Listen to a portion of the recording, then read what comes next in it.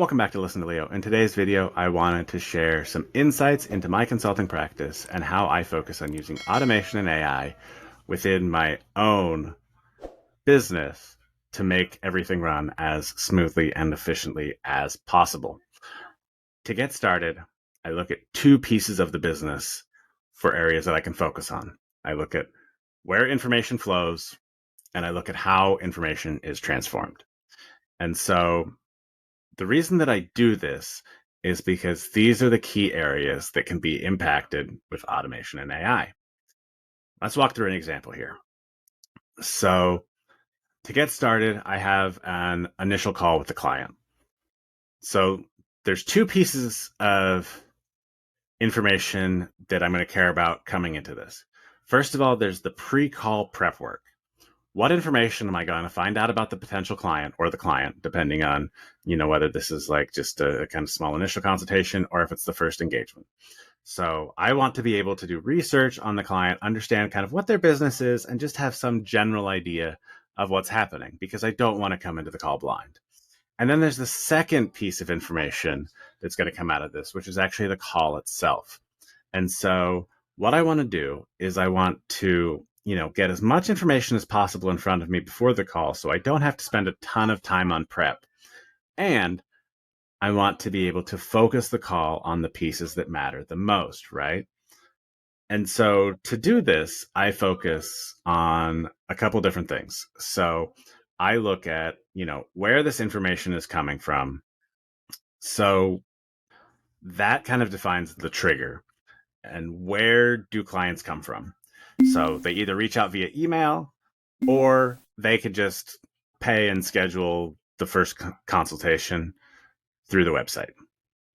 So that means I've got two different trigger points that I care about. And on either one of those, I want to grab that information. Great.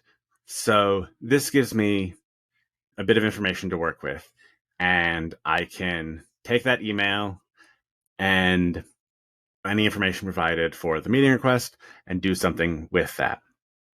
Okay, cool. So that's part of it. And then how can I make that as useful as possible? So what information do I have that I can use to get more information? In this case, one of the things that I like to do, I grab the domain of the email that the person used to either schedule or, email me. Because I can take that domain and I can fire off an automation to do a search and quickly get back a bunch of information on that business because of the domain that I can use to kind of seed this initial report, right? It doesn't need to be, fully comprehensive or anything like that, but it can be extremely useful to get all of this information ahead of time. Second of all, what I like to do is I like to extract any information I can. So something that I'm interested in is, hey, what tools is this person using? Now, this is something that, I'm not sure. Hey, do they have any tools listed or not in either the email or the meeting invite? Some clients will give me a lot of detail as to what they're using, and some won't. So I've got an automation that kicks off, again, kind of tied to the same triggers. Are any tools mentioned in this email or in this meeting invite? If they are, that gets sent off to another automation that researches the tool. It gives me the description of the tool. It gives me the type of people that typically use that tool. And it gives me suggested automations that tool can be used for and that you can integrate in order to use it effectively. And so combining this with the information on the business, and honestly, I could potentially even add a step that, researches them on LinkedIn or something like that. But I haven't done that yet. I haven't found it necessary. But you can get even more information that way. And so combining all of that, all of a sudden I have a very good idea of who I'm talking to, what they do, and what they're using. So I can come in prepared to have an effective conversation because I know what I'm coming into. Okay, cool. Second piece is the meeting itself. And so in this, first of all, record your meetings, makes sense, and that's going to give you what you need. On top of that, there are tools that can automatically do the transcriptions for you. Some AI tools that honestly I've had limited success with.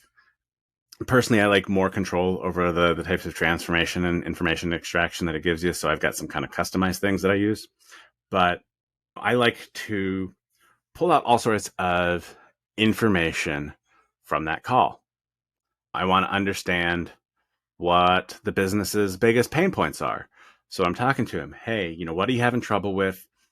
Where do you spend the majority of your time? Things like that. So I want to be able to extract that piece of information.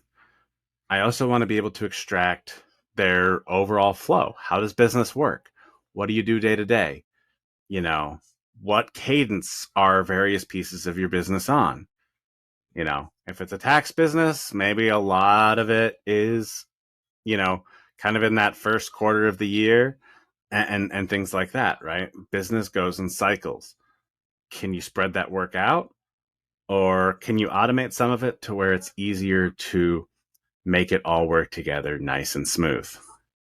Okay, so I take that and then I can, pull all that information together and make recommendations based on that.